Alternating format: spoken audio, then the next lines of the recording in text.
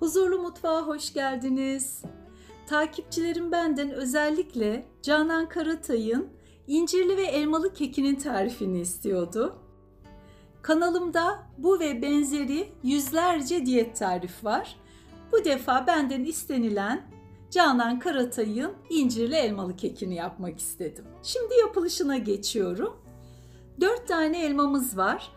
Yeşil de kullanabilirsiniz, kırmızı da veya karışık elma da hiç fark etmez. Kırmızı biraz daha tatlı oluyor biliyorsunuz. Elmanın kabuklarını soyup mümkün oldukça minik minik doğrayın. Elmaları doğrarken kekin ölçülerinde düşününce eğer çok küçük elma kullanmayacaksak 3 tane kullanmanın yeterli olduğunu düşünüyorum. Şimdi biraz limon suyu sıktım üzerlerine kararmasınlar. 1 tatlı kaşığı dolusu kadar da tarçın koyuyorum. Elma, limon, tarçını güzelce karıştırdım. 4 tane incirimiz var. İncirleriniz eğer küçükse lütfen 5 tane doğrayın. Güzelce yıkadım. Onu da mümkün oldukça küçük küçük doğrayalım ki kekin içerisinde güzel dağılsın. Çünkü keke şeker koymayacağız. Ben bu tarz kekleri yıllardır yaparım. Daha çok da elmalı üzümlü olarak. Bu da çok güzel oldu.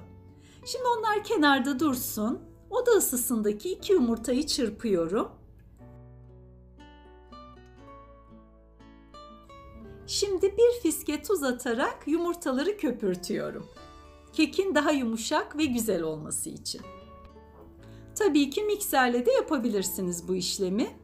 1 su bardağından biraz daha eksik süt koydum. Tarifte 1,5 çay bardağı yazdığı için ben de öyle uyguladım. Şimdi 1 çay bardağı dolusu dövülmüş ceviz koyuyorum. Biraz daha iri dövülmüş olarak da koyabilirsiniz cevizi. Şimdi bu sıvı malzemeye elma ve incirleri ilave ediyorum. Ve iyice karıştıracağım. Sırada keten tohumu var. 1 yemek kaşığı keten tohumunu öğüttüm ve öyle ilave ediyorum. Elinizde taneli varsa öğütemeyecekseniz öyle de koyabilirsiniz. Hiç koymayabilirsiniz. Şimdi un ilavesine başladım. Yarım su bardağı un yazıyor. Eliyorum, tam buğday unu kullandım ben. Yulaf unu, mercimek, nohut unu, glutensiz un, beyaz un, hangisini isterseniz onu kullanabilirsiniz ve aynı ölçüde kullanabilirsiniz. Şimdi 1 paket kabartma tozu koyuyorum. Kabartma tozu yerine karbonat kullanmak isterseniz çok dolu olmayan 1 tatlı kaşığı karbonat koyabilirsiniz.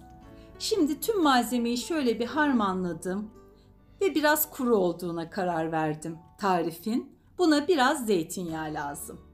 Yarım çay bardağına yakın zeytinyağı koydum. Kek oldukça büyük.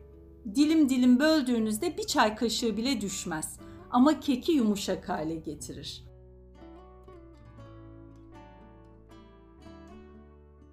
Şimdi iyice kalıbımı yağlıyorum. Düz tepside, borcamda, her şeyde yapabilirsiniz. Yalnız şurada bir püf noktası söyleyeyim. Yağladıktan sonra kalıbı unlayın arkadaşlar. Fazla ununu da dökün. Biraz elmalardan ve incirden dolayı kalıba yapışabilecek bir durumda. Ben gerçi sıcakken çevirdim ama siz garantiye alın. Yağladıktan sonra unlayın lütfen kalıbı. Sonra üzülmeyin. Bir sürü malzeme ve emek. Ben bu sırada fırını yaktım 175 derecede. Alt üst ayarda. Ben bir de fanı çalıştırıyorum. Fanlı daha iyi pişiyor benim fırınımda. Fırına koyuyorum orta rafa. Şimdi size kitabı göstereyim. Çünkü bu tarifi birkaç kişi yapmış. İçinde un ve meyve olduğu için inanmamışlar Karatay'ın tarifi olduğuna. Bakın tarifimiz burada. Ben de ufak bir yağ takviyesiyle aynı tarifi yaptım.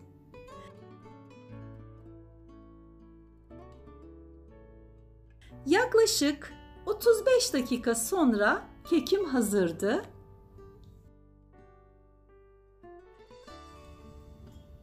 Düzgünce çıkarmaya çalışacağım şimdi. Evet, oynuyor kek yerinden. Ters çeviriyorum. Ufak bir parça kaldı kalıpta. O yüzden diyorum unlayın. Şimdi yerine yerleştireceğim. Burayı kesmedim özellikle. Kek pamuk gibi. Burada kanalımda da olan tam buğday unlu dereotlu poğaçam var. Yine paylaşacağım bu poğaçayı. Ve yine bol sebzeli mercimek ekmeğim var. Bu da kekim. Şimdi keselim. Daha henüz sıcak sayılır. Siz tamamen soğutun. Meyveli keklerde acele etmeyin lütfen. Çok lezzetli, güzel bir kek oldu. Fakat ertesi gün daha da lezzetli oldu. Demek ki bu meyvelerin tadı daha güzel geçti unlu kısmına. Bu keki gönül rahatlığıyla misafirlerinize de yapabilirsiniz. Çok lezzetli oldu. İzlediğiniz için çok teşekkür ederim. Sorularınız da olursa cevaplamaya çalışırım gördüğüm kadarıyla. Bir kalp, bir çiçek, böcek bile olsa lütfen bir yorum yazın. Kanalıma da abone olursanız çok mutlu olurum. Yalnız abone olundu yazısının yanında bir bildirim zili işareti çıkıyor. Onu da tümü diye etkinleştirmeniz lazım.